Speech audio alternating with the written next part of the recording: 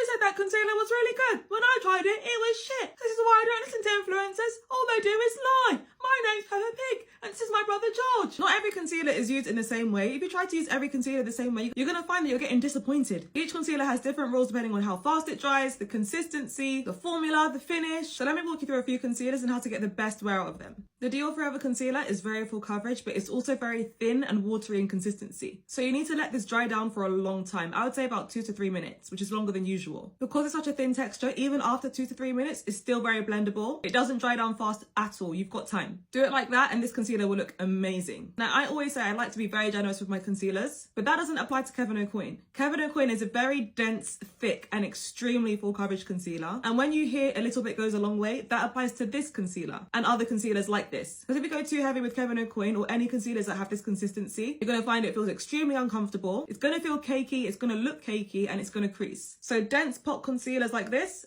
a little bit goes a long way. Huda Beauty concealers are one of my favorites. They're absolutely beautiful, but a lot of people talk about how it can separate on them. Huda Beauty concealer is not a concealer that can be mixed with other brands. Anytime I've mixed this concealer with other brands, I notice that it does separate and it looks really odd. But when I wear it on its own and say I mix it with another shade of a Huda Beauty concealer, it works incredible. It's full coverage and the finish is unbelievable. But just note, again, you can't layer this with any other brand. The Kosas concealer is not a full coverage concealer by any means. If you put on this concealer expecting high coverage, you're going to be disappointed. However, the consistency is really thin, which makes it easy to build up. So if you want a lighter look, you can go in with 1 layer. If you want more full coverage, you can go in with 2 or 3 layers and it won't cake up and it won't crease. Doing 2 to 3 layers is not something you want to do with a full coverage concealer. The Fenty Beauty Hydrating Concealer is a concealer that dries down very fast. So where I said before with the Dior where you can wait 2 to 3 minutes, you can't do that with this concealer. I'll give about 30 seconds to a minute before this dries down completely in place and doesn't budge. This is also not a high coverage concealer. Again, if you've got really dark circles or you're looking for full coverage and you use this, you're going to be disappointed. It does show a grey cast underneath, whether you use colour corrector or not, because it's just that thin. This works better for people that maybe have a more even skin tone underneath their eyes or just don't want that much coverage. And then we've got Pat McGrath Labs, the queen of concealers. She can basically do anything. She's a very full coverage concealer that can be layered. You can use her with your other favourite concealers and she'll perform just as well. She does not dry down fast. You can leave her to sit for a good 3 minutes and she'll blend out beautifully. She pairs extremely well with any powder I've used. She is that girl. And lastly, drugstore concealers. Drugstore concealers can work great, but if you're watching a review on a high-end concealer and you're using a drugstore concealer, you have to manage your expectations because the drugstore may not last as well as the high-end one would. And that doesn't mean that it's not great, but it just may not work the same.